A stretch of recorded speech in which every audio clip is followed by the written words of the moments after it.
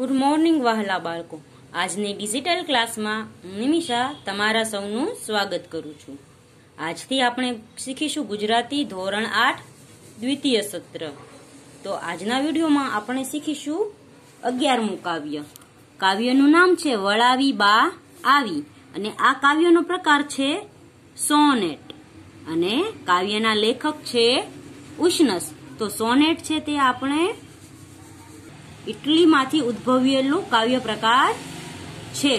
આ કાવ્યમાં આપણે છે વળાવી બા આવી તેમાં દિવાળીની રજાઓમાં પોતાના વતનમાં આવેલા તેમના બાળકો અને તેમના સંતાનો સાથે રજાઓ પૂરી થતા તે બધા ચાલ્યા જાય છે અને બા છે તે પહેલાની જેમ જ વિરહમાં અને એકલવાયા જીવનમાં ચાલ્યા જાય છે. અહીં છે તે બાની વેદનાનું નિરૂપણ કરવામાં આવેલું છે કે બા છે તે વિરહથી વ્યથિત છે. પોતાના સંતાનોને વિદાય આપી બા ઘરે પાછી આવે છે ત્યાં પગથિયા ઉપર જ બેસી જાય છે અને તે જુએ છે કે તેનું આખું ઘર છે તે ખાલી થઈ ગયું છે. જે અત્યારે રજાઓમાં બધાના અવાજોથી જે ગુંજતું હતું તે ઘરમાં નીરવ શાંતિ છવાઈ ગઈ છે. તો આપણે જોઈએ આ કાવ્યમાં બાની વેદના.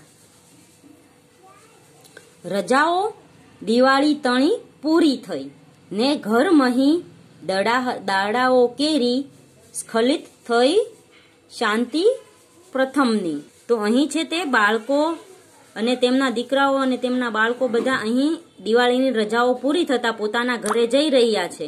એટલે કે જે દહાડાઓ એટલે કેટલા દિવસોથી જે અહીં જે ઘોંઘાટ હતો તે સ્ખલિત થઈ ગયો એટલે તે પૂરો થઈ ગયો અને પ્રથમ જેવી શાંતિ પાછી સ્થપાઈ ગઈ. કારણ કે રજાઓ પૂરી થઈ અને તેમના દીકરા અને પૌત્ર પૌત્રીઓ છે તે પાછા પોતાના ઘેરે ચાલ્યા જાય છે. વસેલા ધંધાર્થે દૂર સુદૂર સંતાન નિજના એટલે બાના સંતાનો છે તે ધંધાર્થે યાની નોકરી અને કામ ધંધા માટે દૂર દૂર વસેલા છે.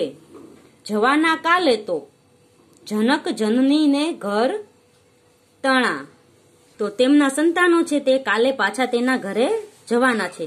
સદાના ગંગામાં સ્વરૂપ ગરડા ફોઈ સહુએ લખાયેલો કર્મે વિરહ મિલને તે રજનીએ. ગંગા સ્વરૂપ એટલે કે જે વિધવા હોય તેના માટે માનરૂપ આ એક શબ્દ છે કે તે સદા માટે અહીં એકલા રહેવાના છે.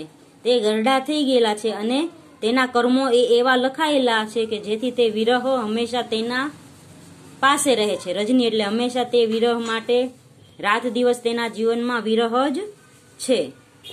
નિહાળ્યો સૌ વચ્ચે નિયત કરી બેઠો નિજ જગા ઉવેખી એને સૌ જરઠ વળી વાતે વાતે સૂઈ ગયા. તો ઉવેખી એટલે અવગણના કરી અને જરઠ એટલે વૃદ્ધ. આ વૃદ્ધ ફઈની જે પોતાની લાગણીઓ છે તે બધા છે તે અવગણના કરીને રાત્રે સૂઈ ગયા. સવારે ભાભીનું ભર્યું ઘર લઈ ભાઈ ઉપડ્યા અને સવારે છે તે ભાભી અને ભાઈ છે તે પોતાનું ભર્યું ઘર લઈને ઉપડે છે એટલે કે પોતાના ઘરે જવા નીકળે છે.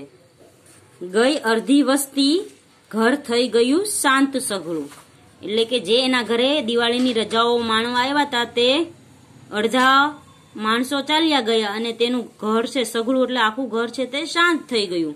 બપોરે બે ભાઈ અવર ઉપડ્યા લઈ નિજની નવોઢા ભારિયાઓ પ્રિય વચન મંદ સ્મિતવતી.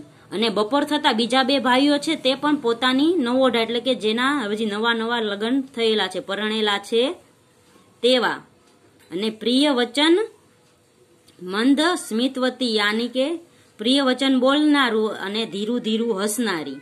એટલે કે બે ભાઈઓ અને તેમની નવોઢા જે છે નવી જે સ્ત્રીઓ એટલે કે નવવધુઓ છે જે સારું બોલે છે અને ધીમું હસે છે તે પણ બપોરે ચાલ્યા ગયા. વળાવી બા આવી નિજ સકલ સંતાન ક્રમશઃ.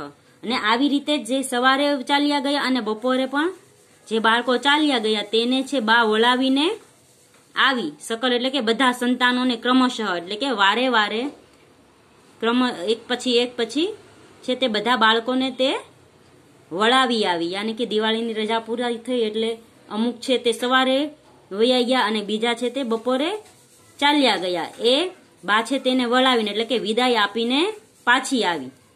ગૃહ વ્યાપી જોયો વિરહ પડી બેસી પગથિયે. આ અંતમાં એટલી બધી બાની વેદના વ્યક્ત થાય છે કે તેમના ગૃહ વ્યાપી જોયો વિરહ એટલે કે તેના આખા ઘરમાં એક વિરહ રૂપી વેદના જોઈ અને તે પડી બેસી પગથિયે અને તે અત્યંત ભાંગી પડી અને પગથિયે બેસી ગઈ. તેના આખું ઘર છે તે ખાલી ખાલી લાગ્યું અને તેને જરાય ગમ્યું નહીં અને તે પેલાની જેવું જ તે આખું વર્ષ હવે ફરીવાર કાઢશે અને આવતી દિવાળીમાં જ્યારે આ રજાઓ માણવા પાછા સંતાનો આવશે ત્યારે તેનું જીવન છે તે પાછું થોડા દિવસ માટે સુખમય બની જશે અને પછી પાછી છે તે આ વિરહની વેદના તેને હંમેશા માટે સતાવશે.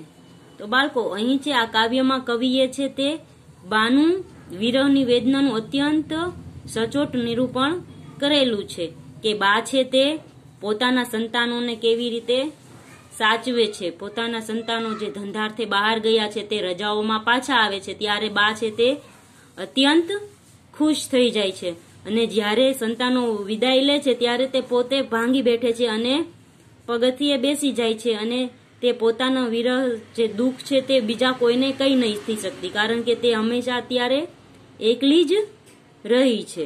આખું વર્ષ તે એકલી રહે છે અને મસ્તું થોડા દિવાળીની રજાઓમાં તેમના સંતાનો છે તે રજા માનવા પાછા આવે છે ત્યારે બા છે તે પોતાને નવું જીવન મળ્યું હોય તેવું જ ખુશ થાય છે અને બા ના બધા સંતાનો જ્યારે ચાલ્યા જાય છે ત્યારે પાછું તેનામાં આજુબાજુમાં એકલી વિરલ શાંતિ છવાઈ રહે છે અને દુઃખમય તે તેના બાળકોના વિરહમાં જીવન જીવી રહી હોય છે. કવિએ બાનું અહીં છે તે સુંદર નિરૂપણ કરેલું છે. તેનું વેદના જાણે કવિ પોતે અંદર મહેસૂસ કરતા હોય તેવી રીતે આ કાવ્ય લખ્યું હોય તેવું આપણને લાગે છે. આ બા છે તેના ભાઈઓ દૂર સુદૂર રહે છે અને તે દિવાળીની રજાઓમાંથી આવે છે એટલે કે તેના જે છોકરાઓ છે તે ફોઈ ફોઈ કહીને તેની આજુબાજુ આખો દિવસ કિલોલ કર્યા રાખે છે તો ફોઈને છે તે બધું ગમી જાય છે અને જ્યારે તે જાય છે ત્યારે આને અત્યંત દુઃખ થાય છે અને તે અંતે ભાંગી પડે છે અને આખું ઘર તેને છે તે જાણે કરડવા દોડતું હોય તેવું એને લાગે છે.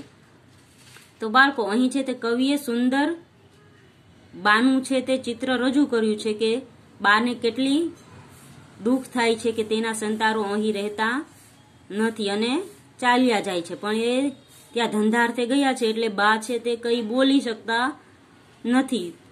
કવિએ અહીં છે તે બાના વિરહનું સુંદર નિરૂપણ કરેલું છે, બાના દુઃખનું છે તે સુંદર નિરૂપણ કરેલું છે. તો બાળકો, અહીં કાવ્ય પૂર્ણ થાય છે. આવતા વિડીયોમાં આપણે આ કાવ્યની ભાષા સજ્જતા શીખીશું. ત્યાં સુધી ગુડ બાય, ટેક કેર.